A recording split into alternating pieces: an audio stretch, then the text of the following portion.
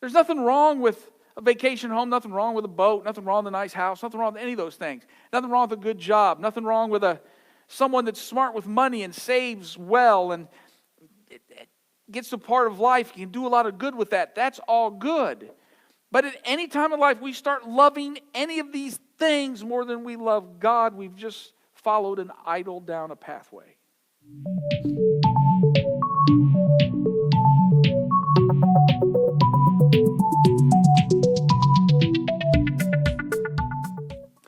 We're still in Ezekiel, and we've moved on to Ezekiel chapter 20. I think it's easy to forget just how much that Ezekiel was swimming against the current of his day. He was in a group of people who were suffering in Babylon. They were a long way from home, and they wanted some comfortable words. They wanted to hear that it's going to be okay. They wanted to hear that don't worry, God's going to take care of everything, that every need will be met, that your enemies will be defeated, that you'll be delivered from Babylon. And Ezekiel so far just hasn't done that yet.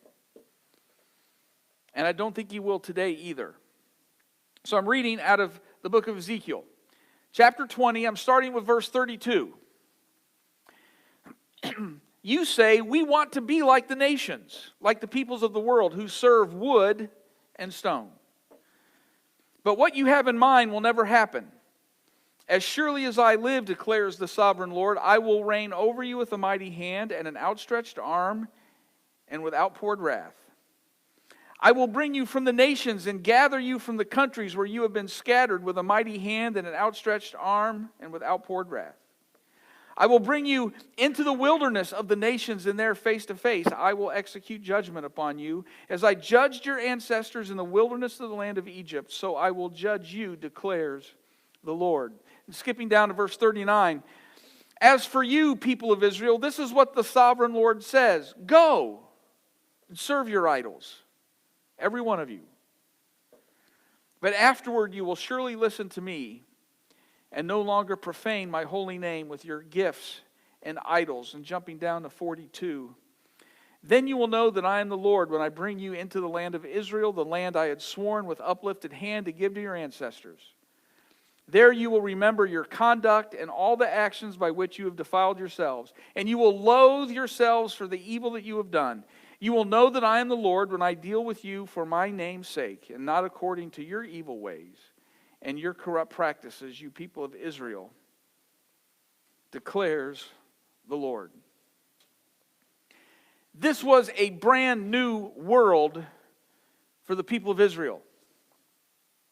I don't think we understand. We think exile, and we think dark and foreboding and dreariness. In the in the 5th century BC, Israel was not a very wealthy place. It was a small people. And it was a little bit backward, at least in compared to Egypt, if you just went west. And certainly when you got taken captive and were hauled off to Babylon, that was a completely different world. One of the ancient wonders of the world were the hanging gardens of Babylon, and you would have went there with your huge buildings and with their pyramid-like structures and with the gardens that were literally up above you, and you would have seen that would have looked foreign. The grandeur, the wealth would have been stunning. The land they were taken captive to was far more advanced, far wealthier, far richer, and had far more stuff. I think that's an element of the story that we miss. And so here you are from your backwater province, and here you are, you've just been taken to Babylon. And for the first time in your life, you're seeing things that you have never seen before. You see stuff. I was 18 years old, and it was my first weekend at college. And I was in Bourbonnais, Illinois, and a bunch of us decided, there's about 6 of us, and we decided that first weekend night, we're going to go to downtown Chicago. None of us had ever been to downtown Chicago. We piled into Scott's car, but Scott didn't want to drive. I drove Scott's car. And we drove all the way into downtown Chicago. I didn't know where I was going. I knew roughly. I was following a map. We made it. We parked. I didn't know what street I was on. I found some parking spot with a meter. This was back before it was $800 to park for an hour. And I happened to look up, and the street I had happened to pull on was Rush Street. And we had walked a block. Remember, this was 1983. And the first thing I saw was a guy breakdancing in parachute pants on the sidewalk. And I thought, where on earth did I wander into here? But the buildings were huge around me. And it had to be a similar feel to someone from Israel that was just taken captive in Babylon. Every building around them was bigger. Everything was wealthier. Everything was far more expansive than what they were used to. And you probably couldn't help but notice the gods that they served, the idols that were in that nation. And it would have been quite easy to sit there and think, wait a minute, our God is formless and we're in captive to this rich nation, and these are their gods. Perhaps it would be in my best interest to augment what I do with a little bit of what they do. And they purchase a little idol made of stone or wood and put it in their home and just add a little bit of that to what they've been doing for centuries with their God. Their world, like our world, there is so much out there to worship. See, I grew up in a time, in a place where it seemed like the dominant message for us was, be careful, people of faith. Look at all the evil that's out there. It's just waiting to jump up and grab you. There's always some bad thing ready to entrap me. Oh, there was the kids that smoked in the alley. There was alcohol. There was drugs. There was the dangers of sex. The first two did not interest me at all, and I didn't interest anyone else, so the third one was out right away. In my opinion, for most people, this is not at all how faith is compromised or lost. We do not walk down a road, look over and find some evil thing and find it attractive and all of a sudden swerve off course and then pursue it. What we typically do, and what all people do, is we tend to pursue the good. Something that's good, at least as we originally think so. And we think, I can pursue God, and I can pursue this thing as well. Oh, they still love Yahweh. If you would have talked to them, they would have said, oh yes, I still love Yahweh. We still maybe observe the days. Passover's coming. They might have given you all the normal language. But they just incorporated these other idols into their lives. Well, it sounds like what we do sometimes. The issue with them is the same as the issue with us. And that issue is rarely a lack of love for God. The love of God remains. We'll admit it. And I think we do feel it. And I think we pay some respect and homage to it. The issue is we start to love another God. And we start to love both. And so we start to live divided lives. And this goes along for a while. And I will admit something, you probably don't hear that often. It is possible to love God and love an idol. It's possible to serve God and serve an idol, and countless people do it every week. And you can do it quite well, and you can do it quite successfully. Now, please don't turn off your computer right here and say, this is what the message of the sermon was. I'm admitting something. All that's possible. Anybody tells you it's not, I think is flatly wrong. You can do both. But, you knew a but was coming. Like a proctologist, you just know a but was coming. That was bad. I'm sorry. You can only do it for a period of time. Yes, it was terrible, I admit. Eventually, the idol will demand your allegiance. That's the thing with objects of worship. At some point, they'll demand your allegiance. And when they demand your allegiance, something else has to fall away. You can't follow two things wholeheartedly. So the question is, well, what's an idol? What does an idol look like? I don't have a thing of stone or a little statue of wood. An idol, an object of worship, is anything that you completely organize your life around. You can organize your life around anything. You can organize your life around money. You can organize your life around success. You can organize your life around a boat. You can organize your life around youth sports. You can organize your life around a whole host of things. Whenever that becomes your central focus, that is your God.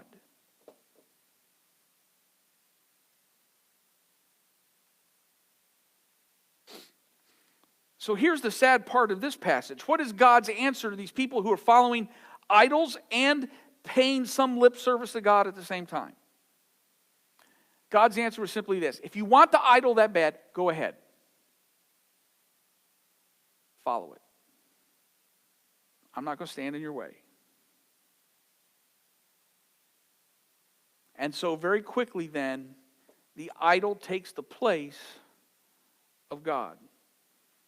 Sometimes we think, and we've heard it in church through the years, that God is then waiting to jump in and punish us, send some bad thing to us to teach us a lesson. That's what God does. He sits back and He sends little divine lightning bolts to zing us, to teach us a lesson. Ouch! Oh yeah, I get it. I'm straying. But that rarely is what happens. Even with what's going on right now, you've seen things pop in your feed on your computer. There are people today that have said that this is being sent as a punishment by God, this virus.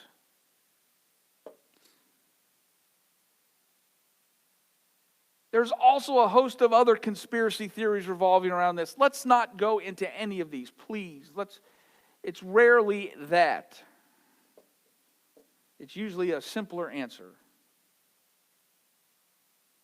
Truth be told, for centuries, this was a yearly event for most people. You lived in fear. Is this the year cholera is going to get us? That diphtheria is going to get us? That measles is going to get us? That polio is going to get us? It was a rotating array. We've lived in kind of a holiday from this. And now it's back. And people say, well, it's some divine origin. Let's be very careful with that. God does not send evil to teach a lesson. There is plenty of bad, there's plenty trial that comes with every life. Everybody can look back at that bad year. We had that good job, the company closed. It took us 18 months to find something that roughly replaced it.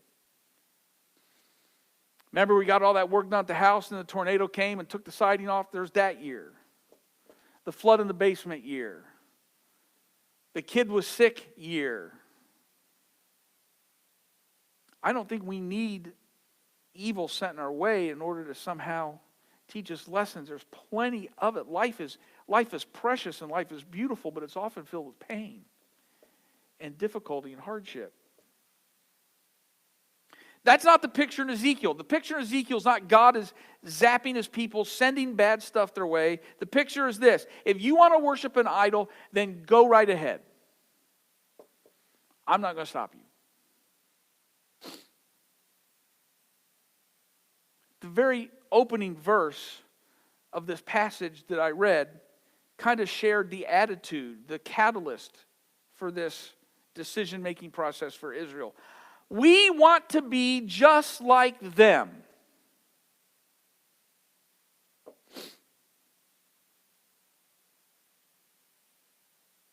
I want the stuff more than I want faithfulness. I want the gods of gold over God. Now, some of us are old enough to remember a different day. I remember when I was young, and I'm starting to get in that demographic now where I'm the crotchety old guy on the porch yelling at squirrels, and I understand that. But it seems like 50 years ago, 45 years ago, I'm not saying this is good, I'm not saying it's bad either. Boy, the division between us in the church and those outside was starker. There was a lot of really bad clothing in the church. I don't know if that was agreed to or not, but it just existed.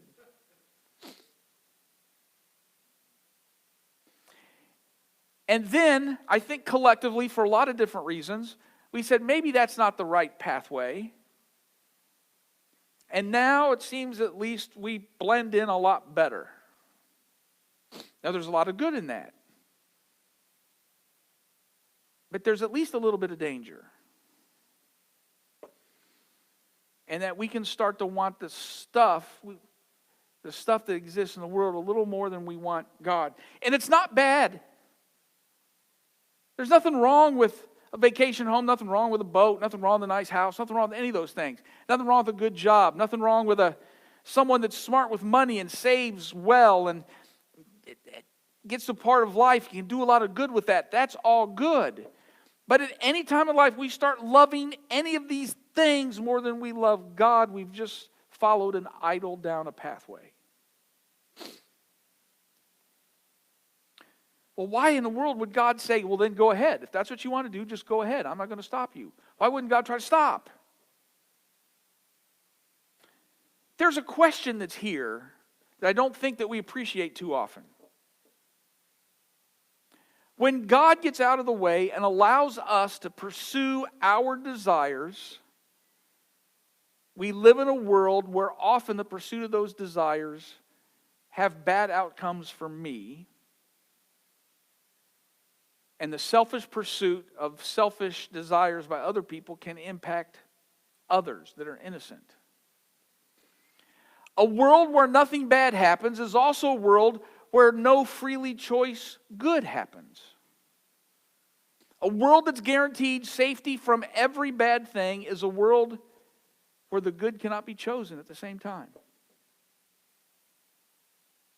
If God decisively enters in and stops every bad thing, it's a God that steps in and decisively stops every human choice, including the choice to love, the choice to serve, the choice to sacrifice, the choice for a host of things: patience, goodness, kindness, and self-control. So God will freely get out of the way if we choose to go down a host of bad paths. But at the end, God said this. He said, then you will know. Then you will know that I am the Lord. That's a hard way to learn that lesson. I do believe this. Eventually in life, we all grew up in a time, remember in school we used to have I think it's gone now, we used to have the food pyramid, but now that's bad. Now there's a food wheel, or I don't know what it is. But there used to be a food pyramid, and there was a thing at the top that says, you are what you eat. That means when I was a kid, I was a big moving Twinkie, I guess. I'm going to change that a little bit. I think we are what we worship. We quickly take on the characteristics of what we value most importantly.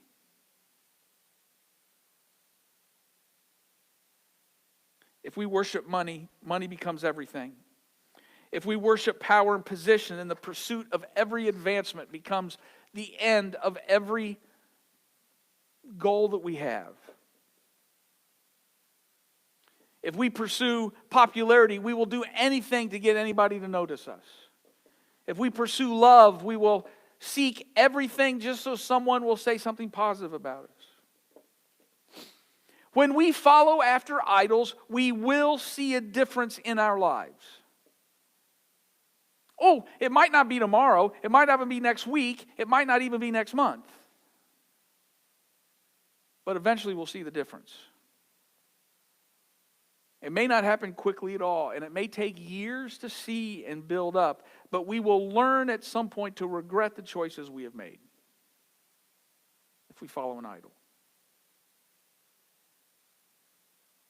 Sometimes I wonder about the path of some people that I know have taken. I wonder about my own dad. There were times, there were windows he let his guard down and he expressed remorse. And then you'd kind of go in at that a little bit and explore that, and that would shut off really quick. And the wall would come back up.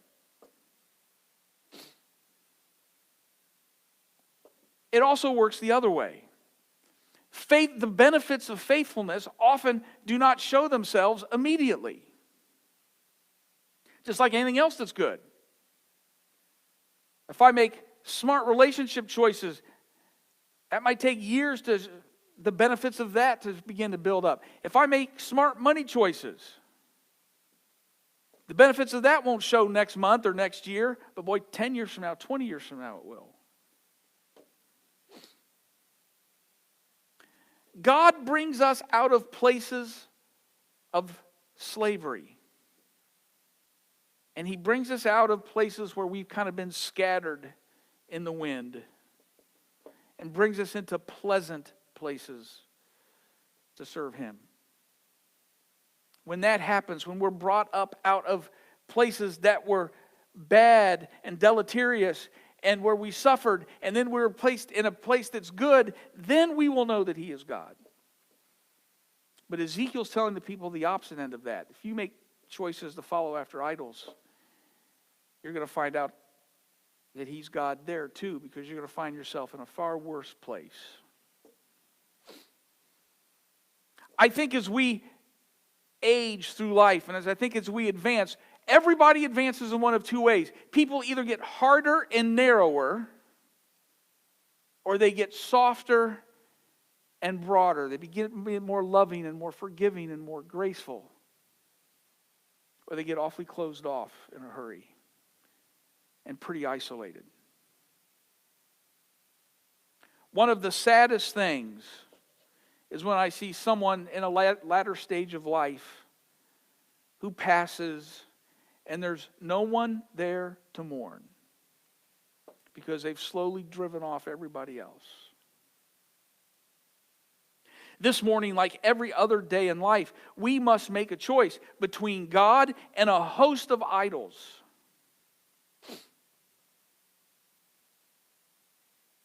And what's funny is how accessible our idols are today. There is a TV channel on cable just for your idol. There is 10 different websites just for your idol. There is some online club that you can follow.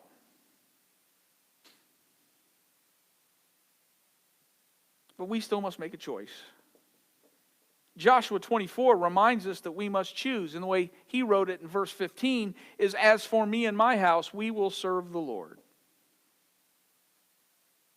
And I will admit, and have admitted earlier, you can follow and you can worship and you can serve a couple different things. And it will go on just fine. It can go on for months. It can go on for years. But eventually, something happens in life and a choice must be made. As for me and my house, we will serve the Lord. Perhaps maybe this morning we can be reminded about this choice a little more acutely than any other day. And that we have a choice in whom we serve.